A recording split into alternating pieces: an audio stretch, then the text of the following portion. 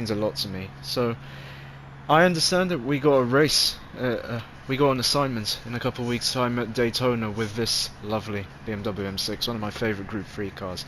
So what I'm going to do for you, I've pre-recorded a banker lap, a reference lap for you guys, but let's dissect what we're supposed to be doing on a lap around Daytona with this car. This is on full fuel, by the way, because the assignment is a 70 lap race. We'll be working together in the real session on this. So you're going to be coming in at over 285 kilometers an hour in this car. That's a phenomenal amount of speed. So it's a blind corner. So intuitively, you think you're going to try and put the car as far close to the apex as possible, brake late like Hamilton, but that's not the case here. A good braking point, the one I use. You see that white and black and yellow line there? That's going to be your braking point. So another absolutely essential thing when navigating Daytona, it's the dirty tires. It's one line. It's monotonic. So as you can see by where the rubber has been laid down, look at the path where it is darker. That's going to be where you want to position the car. You do not want to go. It's intuitive. This track is counterintuitive. You want to go as far out on.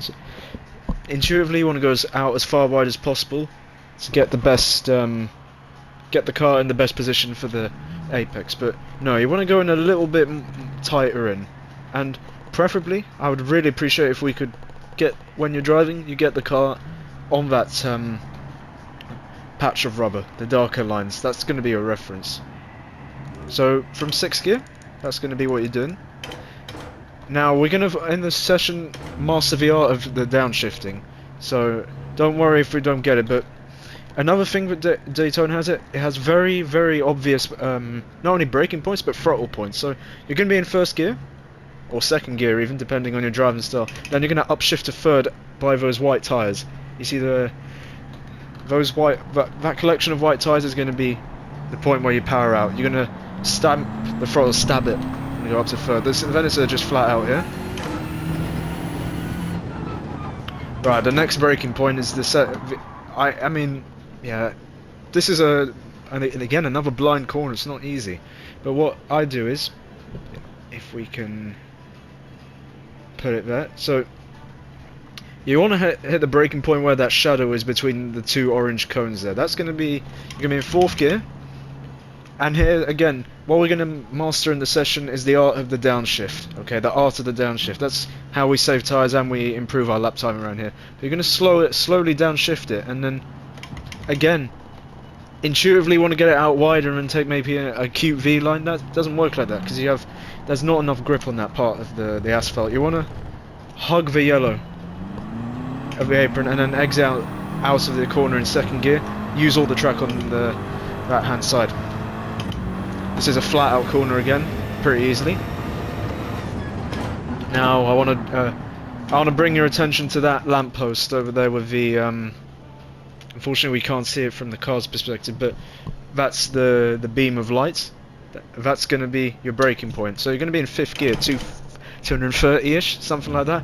And again, you want a slow downshift. The slow downshift is how you're going to get the lap time down, because the effect of the engine brake on the old physics was way stronger than it used to be. Now you actually lose time and you increase your braking distances if you play gearbox piano. But you're going to be attacking. You're going to want to V off the corner. Same with the one, the previous braking point. You want to V it off, and you want to aim the car. You want 2 wheels on that, on the border between the gold curb and the white line. And then you're going to be. What we're going to be doing in the session, we're going to practice the art of the throttle technique. We're going to be. You want to stamp it again to pivot the car in the middle of the corner, and then you want to exit in 2nd gear. But what we're going to master in the session is unfurling the wheel as fast as possible to get that exit speed. Exit speed is crucial here. This is not one of the hardest tracks to learn from a baseline, but those final 3-4 attempts is excruciatingly difficult. Your next braking point for a lap in the race would be just before the V, the golden V. That's going to be your braking point. You want to again preferably keep 2 wheels between the gold and white border, and then again, a slow downshift. Now, there's multiple approaches, but in my humble opinion, second gear exit, power out. That's not one of the most difficult corners. Now we're going up to the most annoying corner of the track. This is where laps are won and lost. This is where qualifications are won and lost in the World Series. It's the chicane. I don't know if you guys remember, but there used to be on the apron there used to be a glitch where you could do micro bounces and find lap time. That's been patched, as far as the community consensus is. Right, the chicane, the scary bit, 275 kilometers an hour. What are we gonna do? Help. We want consistency. Intuitively want to brake later, but the key to Daytona, the basic formula, that is exit speed. It's exit speed, slow down shifting, throttle technique. It's all that. We're going to practice that in the session, but in this context we want to prioritize the exit speed. So what we're going to do is we're going to, you know, the famous old saying, slow in, fast out. That's what we're going to try with this chicane. Yeah, slow in, fast out. At my braking point, and you'll see in my reference lap, and it works, it's this white line between the 1 and the 2 board. I'm guessing 1 stands for 100 meter. That's going to be your braking point, and you want to be gradual on the brakes. You don't want to stamp it 100%, because that increases the resistance and you are losing lap time. You want to maintain as high as possible minimum speed, but obviously prioritizing the exit. So, I mean, people have different opinions on how to run this corner, but I propose that you try and tickle the crest between the golden curb and the green grass. That's the target. And some people like second or third as a method of inducing the rotation via engine brake, but I'm going to propose to you that you keep the car in fourth the entire time. This second golden curb, that's going to be your throttle point. So you want to stamp the throttle, and then you want to extend as much as possible. We will definitely work on this in the session.